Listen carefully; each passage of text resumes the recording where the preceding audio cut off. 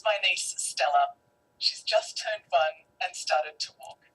And she's walking in that really cool way that 1-year-olds do, kind of teetering, my body's moving too fast for my legs kind of way. It is absolutely gorgeous. And one of her favourite things to do at the moment is to stare at herself in the mirror. She absolutely loves her reflection. She giggles and squeals and gives herself these big, wet kisses. It is beautiful.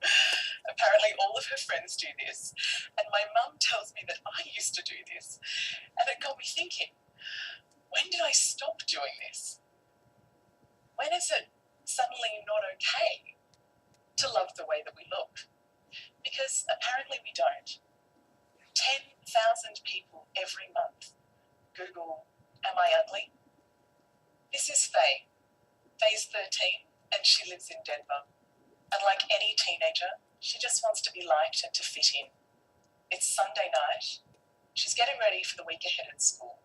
And she's slightly dreading it. She's a bit confused because despite her mum telling her all the time that she's beautiful, every day at school, someone tells her that she's ugly. Because of the difference between what her mum tells her and what her friends at school or her peers at school are telling her, she doesn't know who to believe.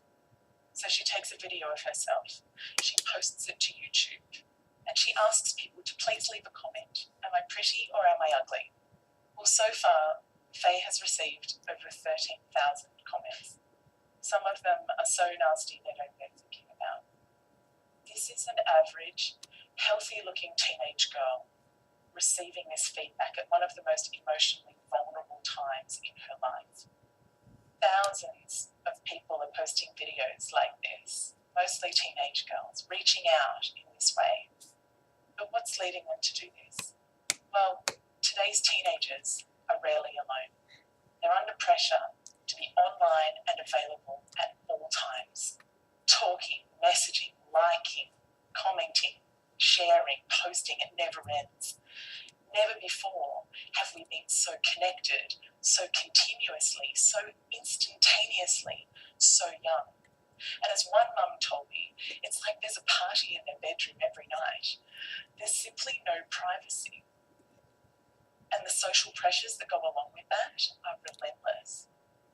This always-on environment is training our kids to value themselves based on the number of likes they get and the types of comments that they receive. There's no separation between online and offline life. What's real or what isn't is really hard to tell the difference between.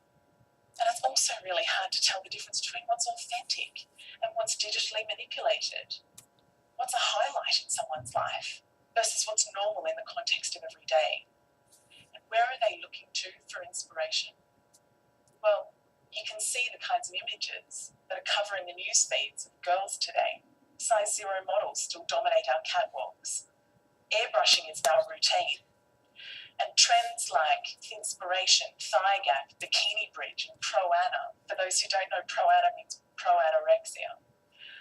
These trends are teamed with the stereotyping and flagrant objectification of women in today's popular culture. It is not hard to see what girls are benchmarking themselves against. But boys are not immune to this either, aspiring to the chiseled jawlines and ripped six-packs of superhero-like sports stars and Playboy music artists. But what's the problem with all of this? Well, surely we want our kids to grow up as healthy, well-balanced individuals. But in an image-obsessed culture, we are training our kids to spend more time and mental effort on their appearance at the expense of all of the other aspects of their identities. So things like their relationships, the development of their physical abilities and their studies and so on begin to suffer.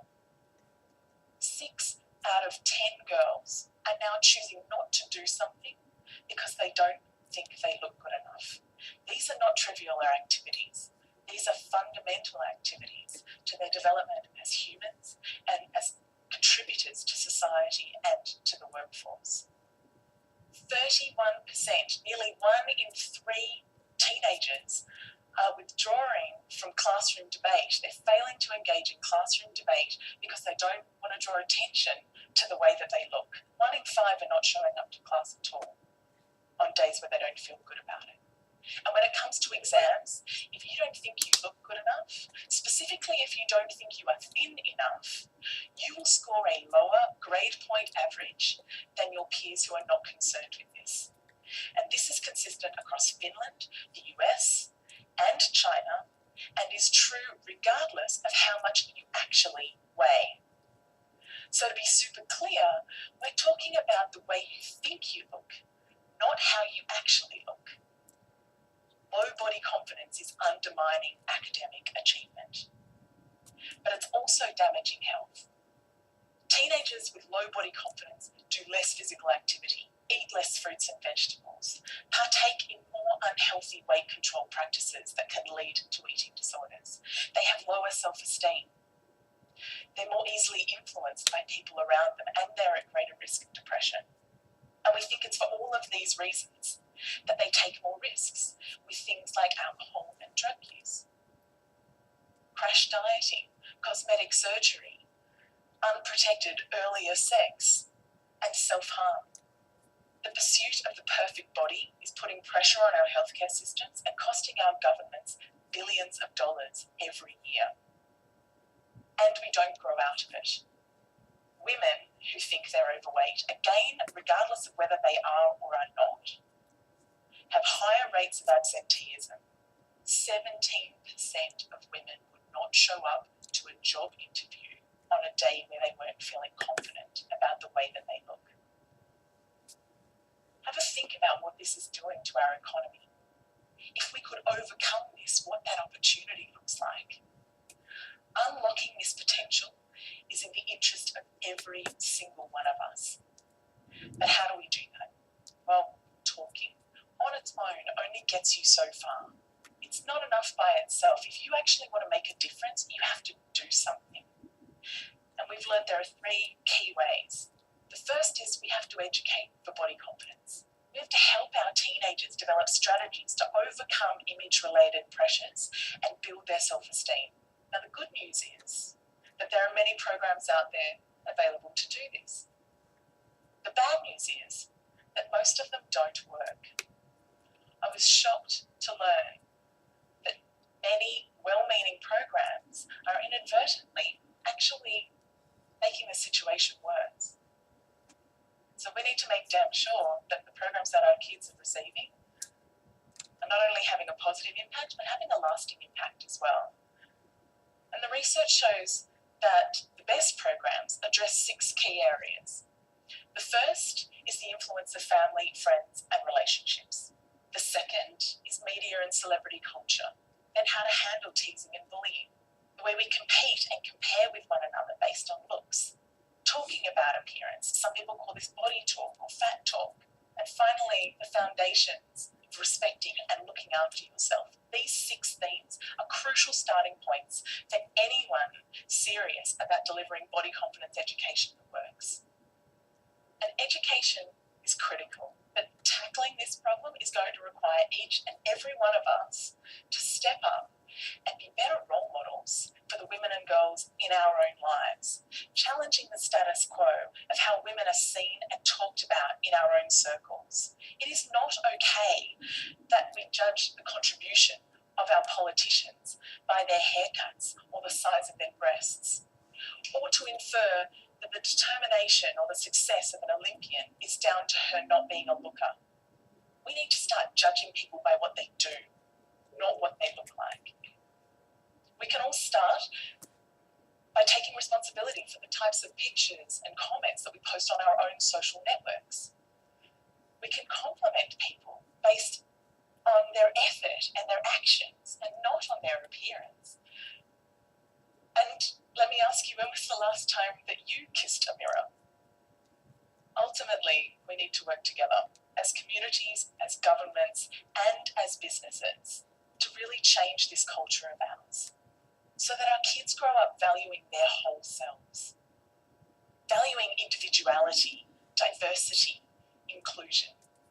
We need to put the people that are making a real difference on our pedestals, making a difference in the real world, giving them the airtime, because only then will we create a different world, a world where our kids are free to become the best version of themselves, where the way they think they look never holds them back from being who they are or achieving what they want in life. Think about what this might mean for someone in your life. Who have you got in mind? Is it your wife, your sister, your daughter, your niece, your friend? It could just be the woman a couple of seats away from you today. What would it mean for her if she were freed from that voice of her inner critic nagging her to have longer legs, thinner thighs, smaller stomach, shorter feet? What could it mean for her if we overcame this and unlocked her potential in that way? Right now, our culture's obsession with image is holding us all back. But let's show our kids the truth. Let's show them that the way you look is just one part of your identity. And that the truth is, we love them for who they are and what they do and how they make us feel.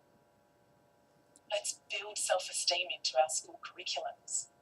Let's each and every one of us change the way we talk and compare ourselves to other people. And let's work together as communities, from grassroots to governments, so that the happy little 1-year-olds of today become the confident change makers of tomorrow.